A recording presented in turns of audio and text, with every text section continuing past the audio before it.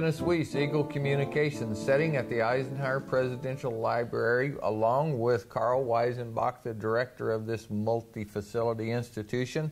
We're here to talk about D-Day plus 70 and invite all those folks to come. Exactly. D-Day plus 70. It seems hard to believe, plus 70, Carl. It's hard to believe, but we're almost there. And, you know, the big question I always get is, well, what do you want to stay focused on? And I tell people, you know, it's really difficult to answer that question because there's so many different facets of the two-day program. You don't know whether to focus on the reflaying program or one of the concerts or one of the book symposiums or, you know, having a variety of symposiums, if you will, you know, all scheduled and crammed in a two-day event.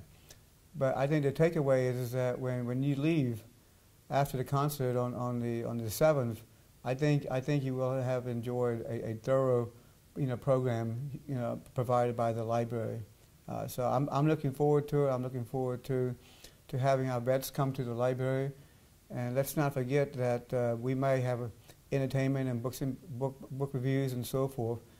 But the bottom line is, this is about the veteran. This is about the veteran being able to reminisce and about the war that he or she served in, and it's salute to them. So that's our first priority, and a lot of the programs are centered around just that. You know, how to engage the veteran in this special programming that I think is very unique in the U.S.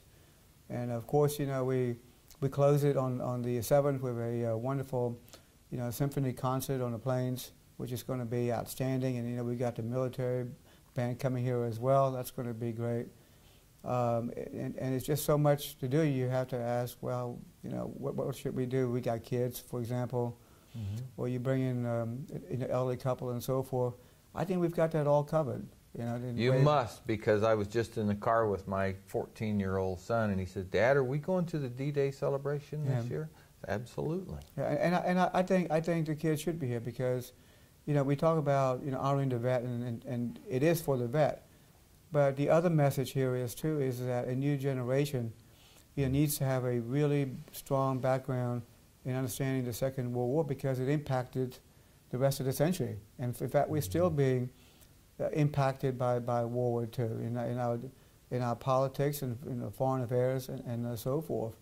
So I think it's important for kids to be grounded and learn from the past. And so, you know, we've got that component also built into many of the programs that are being offered, which again is for vets, but also for the youth. You know, I think it's an unparalleled opportunity to connect kids to the generation who saved the world and gave us all another chance at freedom. You know, just walking around and seeing the survivors. And we had a lot of them at D-Day plus 65. We hope that there's just as many here this time. But what a tremendous opportunity to stand next to one of those elderly gentlemen and thank them or even engage them in conversation. I watched that happen last time at D-Day plus 65, and it's just, you see the change in the face of the young people. They get a realization of who they were and what it really took to accomplish these things. But you know, one thing is the takeaway that I had, you know, 5 years ago was that, you know, we thank the veteran, as we should, but you know, it was a major impact on families too. And I still remember a lady coming here without her husband. You know, he passed, right?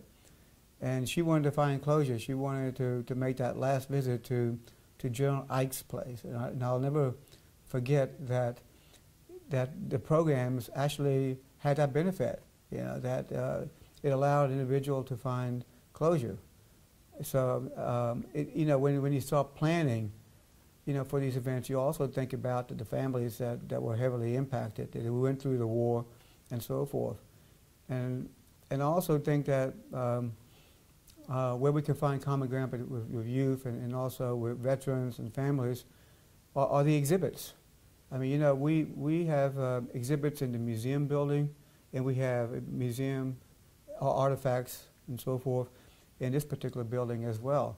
We're wall to wall with museums, with exhibits explaining World War II to a new generation, but also to remind the vets about what they did in the big war. Right? So I find that a useful exercise as well, and because the exhibit, as you know, it's a 3-year exhibit, and every 6 months or so, we change out the artifacts.